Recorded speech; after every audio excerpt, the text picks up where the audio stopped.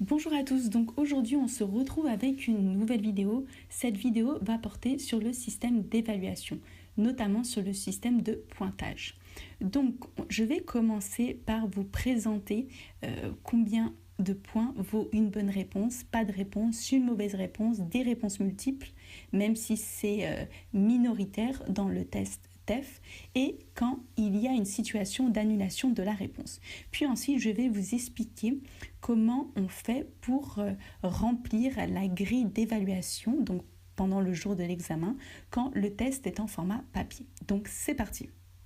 Commençons par le système de pointage, le système de points. Donc, lorsque vous avez répondu à la question et vous avez choisi la bonne réponse à l'examen TEF, cela vous rapporte 3 points. Ensuite, lorsque vous ne répondez pas à une question, donc il n'y a pas de réponse, cela vous rapporte 0 points. Donc, vous n'avez ni de points en moins, ni de points en plus.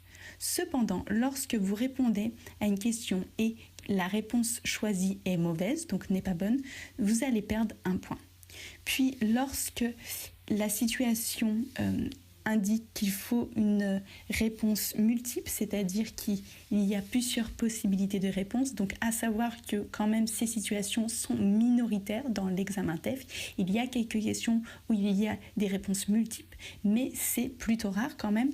Et du coup, si votre réponse est multiple, c'est-à-dire vous avez une bonne et une mauvaise réponse, et bien même si vous avez une bonne réponse, mais d'un côté vous avez une mauvaise réponse, cela va vous faire perdre 1 point. Voilà.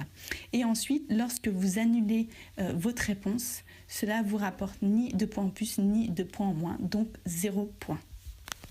Ensuite, mes conseils pour optimiser son score à l'examen. Donc, comme vous l'avez vu précédemment, si vous avez une mauvaise réponse, vous perdez 1 point. Donc, vraiment, mes conseils, c'est de bien lire la consigne de chaque épreuve et ses questions avant de répondre. Il ne faut pas répondre au hasard puisque cela peut vous faire perdre des points. Donc, bien lire la consigne, ne pas répondre au hasard et aussi bien savoir gérer son temps pour pouvoir faire toutes les épreuves convenablement et sans stress. Et voici le dernier point de cette vidéo, c'est vraiment comment bien comprendre pour remplir la grille de réponse de l'examen. Donc l'examen, vous allez voir, ce sont des grilles. Vous allez avoir devant vous des grilles et vous allez avoir au sein de chaque question 2 grilles de 4 cases. Donc chaque case correspond à la réponse A, la réponse B, la réponse C, la réponse D.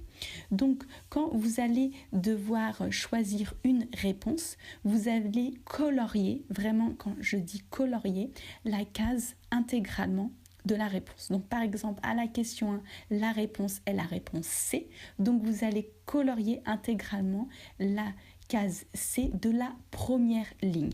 Donc là, vraiment, vous choisissez la réponse C pour la question 1. Imaginons que vous désirez modifier cette réponse. Eh bien, vous coloriez, donc toujours pour la question 1, au départ vous avez répondu la réponse C et en fait vous vous rendez compte que c'est la réponse B.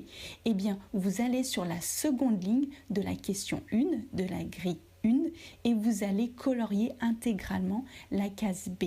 Donc la case B de la seconde ligne va annuler la première réponse de la première ligne.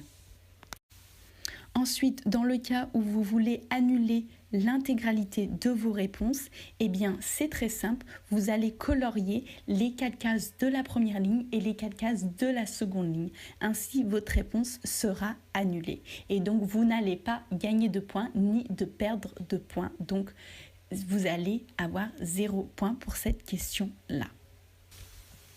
Voilà, donc c'est la fin de cette vidéo, j'espère que cela vous aura aidé. N'hésitez pas à me faire un retour comme d'habitude en commentaire et aussi n'hésitez pas à vous abonner à la chaîne puisque je publie plusieurs vidéos par semaine pour la préparation à l'examen TEF. Donc je vous dis à très vite, je vous souhaite un bon réveillon et je vous embrasse.